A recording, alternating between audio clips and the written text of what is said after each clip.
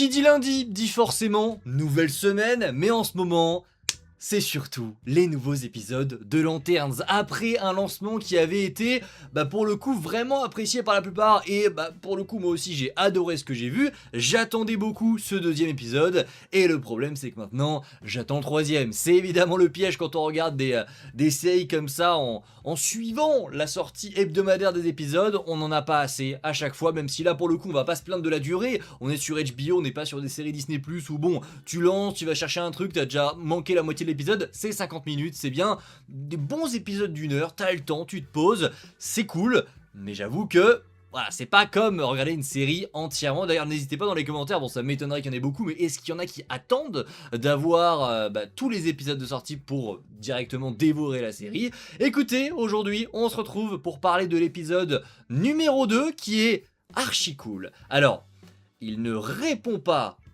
aux questions que pose l'épisode 1, sauf une, et il pose encore plus de questions. Donc ça va être très intéressant. Comme d'habitude, on s'attache, on like, on partage, on s'abonne, on rush les 30 000 avant la fin de l'année les gars, n'hésitez pas. Et c'est parti, générique, on parle de l'épisode 2 de Lanterns.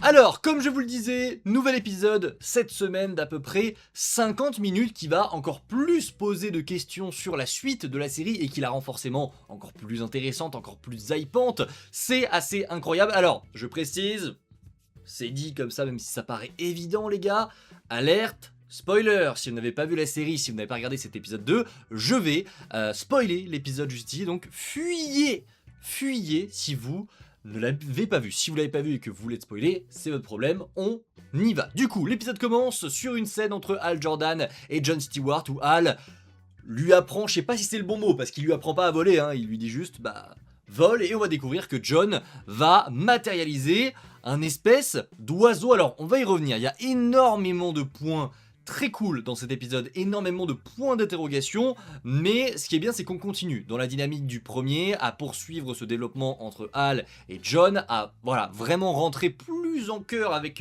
leur relation, et on va même commencer déjà à les confronter un petit peu, à semer le doute chez l'un, alors pas forcément chez Hal mais plus chez Jon, on va semer le doute chez Jon par rapport à Hal, mais voilà, on va y revenir très vite, il y a énormément de choses, même cet oiseau là, il est très intéressant, il fait de Jon quelqu'un de spécial et je vois déjà toutes les théories qui explosent sur internet. Est-ce que c'est un Manhunter qui est arrivé? Est-ce que c'est une arme contre le corps des Green Lantern? Est-ce qu'il a été fait pour être un Green Lantern? Il y a énormément de questions sur Jon et le truc c'est que, oui, il est spécial. Il y a forcément quelque chose avec son passé qui a été changé, qui n'est pas encore dévoilé et qui est, je pense, l'un des lourds secrets que porte la série. Il y a forcément quelque chose, un truc avec le passé de Jon Stewart. On sait déjà via les trailers qu'il y a plein de choses qui n'ont pas été dévoilées. Il y a notamment une image très intéressante avec un personnage. Je vais pas spoiler pour ceux qui l'ont pas vu, mais voilà, il y a plein de choses qui arrivent, notamment sur le passé de Jon, et c'est sûr et certain qu'il s'est passé quelque chose. Est-ce que la famille de Jon Stewart a passé un pacte avec quelqu'un? On verra, mais oui, Jon pour moi a un secret qui le rend spécial, qui le rend différent parce que on le voit dans cet épisode, il a réussi à garder son oiseau sans l'anneau pendant toute une journée. Je crois qu'ils partent le matin, voilà, ils partent le matin parce que Hal le réveille et il revient le soir, la nuit, et il a réussi à garder en vie cet oiseau, ce qui est quand même extraordinaire. Et d'ailleurs, voilà, il n'y a pas que Hal qui trouve ça assez ouf. Les personnages qu'il rencontre pendant l'épisode le trouvent aussi assez dingue. Mais voilà, il y a des choses très intéressantes, il y en a d'autres aussi, puisque on va comprendre dans cet épisode, alors c'est là que je vous disais qu'il y a une question qui trouve réponse par rapport à l'épisode 1, c'est qui étaient les envahisseurs qu'on retrouvait donc dans le premier épisode de Lanterns. On comprend donc que c'est eh bien une... Je sais même pas si on sait qui c'est, on sait pas vraiment quelle race c'est, mais une race d'aliens qui débarque sur Terre pour une raison. On savait que c'était pour une vengeance. Vers qui? Pourquoi?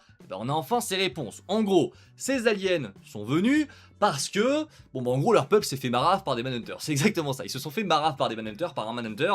Et aujourd'hui, ils cherchent à se venger parce qu'ils ont eu l'info. Ils ont eu l'info qu'il y en aurait un qui serait sur Terre. Et plus précisément, dans Rushville, qui est donc la ville que l'on retrouve dans la série Lanterns.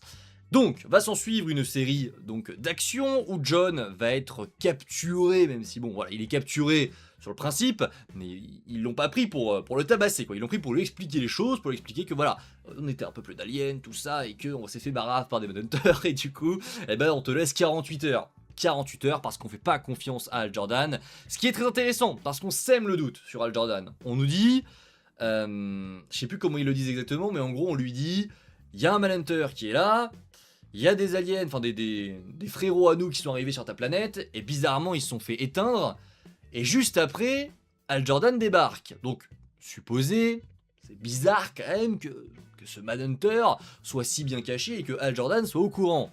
Il y a pas mal de choses qui sont reliées. Est-ce que c'est Hal? Est-ce que c'est la personne avant lui qui protège ce Manhunter? Est-ce que ce Manhunter est même protégé? On n'en sait rien. Mais en tout cas, il y a un Manhunter et Jon a 48 heures pour le retrouver. Alors sinon, c'est assez radical. Sinon, voilà, ils ont dit c'est simple, on fait péter la ville. Voilà, c'est simple, on fait péter la ville. Nous, il n'y a pas de demi-mesure. C'est soit on le trouve, soit on le trouve pas. Mais alors dans ce cas-là, tout le monde meurt. Comme ça, on l'aura trouvé. C'est assez intéressant, surtout que ça pose encore plus de questions sur Rushville. Et la série est très maligne là-dessus. On te perd un petit peu avec la ville, avec Rushville. Notamment, alors là, on a cette vision où voilà, on montre ce qu'a subi le peuple à Jon. Et bon, bah désolé pour le screen, mais là, on sent vraiment que ça a dû y aller, quoi. Ça a dû être sacrément violent. Et donc, on a ce mystère autour de Rushville, où plusieurs fois dans l'épisode, et même depuis le début de la série, on te fait comprendre qu'il y a des choses très bizarres. Il se passe des trucs dans cette ville. Honnêtement, si j'étais le cow-boy de cette ville, je sentirais très bien qu'il y a un truc qui tourne pas rond.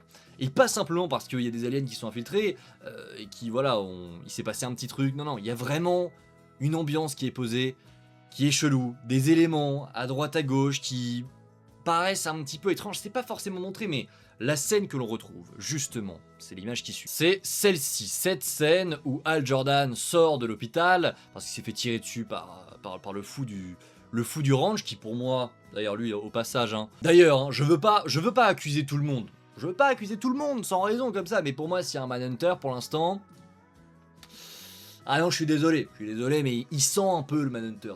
Tu le vois, il est un peu bizarre, mais il y a forcément plusieurs questions qui sont posées par rapport à Rushville. Lui se méfie énormément des aliens, c'est une question de couverture, d'invasion, donc tu te dis, est-ce qu'au final, toute la ville n'est pas une ville de Manhunter? Ce qui serait très bizarre, mais je pense que les gens vont beaucoup trop loin. Il y a des gens vraiment qui étaient là en mode, toute la ville est une ville de Manhunter, et ce serait donc pour ça que à l'hôpital, il n'y a rien qui est déballé, que voilà, il est laissé comme ça, comme neuf, parce que les Manhunters ne sont pas de forme, c'est une forme de vie synthétique, c'est pas organique, donc ils n'ont pas besoin de se régénérer, quoi. Ils peuvent se régénérer justement, ils n'ont pas besoin d'aller à l'hôpital. C'est pour ça que l'hôpital serait comme ça. Il y a plein de questions qui sont laissées en suspens sur Rushville. Je pense vraiment qu'il y a un lourd secret.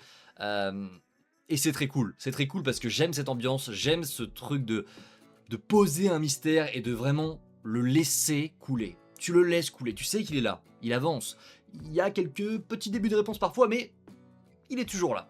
J'aime beaucoup ce que la série propose là-dessus, et honnêtement, bah, sur moi ça marche. Et j'ai adoré cet épisode là-dessus, cette scène de l'hôpital.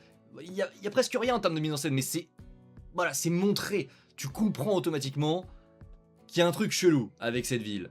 Et moi j'aime beaucoup. J'aime beaucoup. Écoutez, continuons les amis. Donc ça on l'a déjà dit, pour moi lui il pue le Manhunter. Il y a cette dernière scène où du coup Hal va apprendre que Jon a parlé avec des extraterrestres et que donc un Manhunter est présent à Rushville, et il va se barrer pour aller voir un certain Sinestro qui fait donc sa première apparition. Alors j'ai pas totalement compris la fin avec Sinestro. Il lui dit, si vraiment il y a un Manhunter, ce sera la deuxième plus grande menace que t'aies à affronter. Et juste après, il lui dit, et si on parlait de Jon Stewart? Mais du coup, vous allez m'éclairer dans les commentaires, parce que honnêtement, je crois que j'ai juste pas compris. J'ai réécouté plusieurs fois l'extrait, en VF, en VO. De qui parle-t-il? Enfin, quand il parle de deuxième plus grande menace, il fait référence au fait qu'il y en a une plus grosse.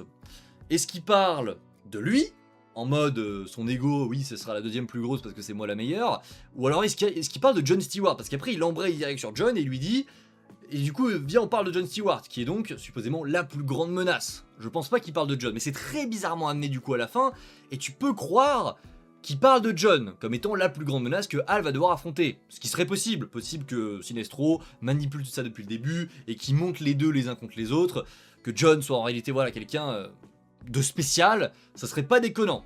Ce serait pas déconnant. D'ailleurs, un mot quand même sur ce costume qui, bon, n'est pas exceptionnel. Ça fait plaisir de le voir. Je l'ai toujours trouvé assez mid, mais ça fait plaisir. D'ailleurs, on voit un petit peu plus de fantastique avec cette planète qui change bien sûr de la campagne de Rushville, on est bien plus sur du fantastique et on sent quand même que la série va prendre en galon niveau fantastique, donc j'ai assez hâte de voir ça, mais ce qui est sûr c'est que la série a encore beaucoup de secrets, mesdames et messieurs, n'hésitez pas en commentaire à me dire ce que vous avez pensé de cet épisode, ça m'intéresse beaucoup. Je vous dis à la prochaine, c'était Spidey, prenez soin de vous les amis, ciao tout le monde.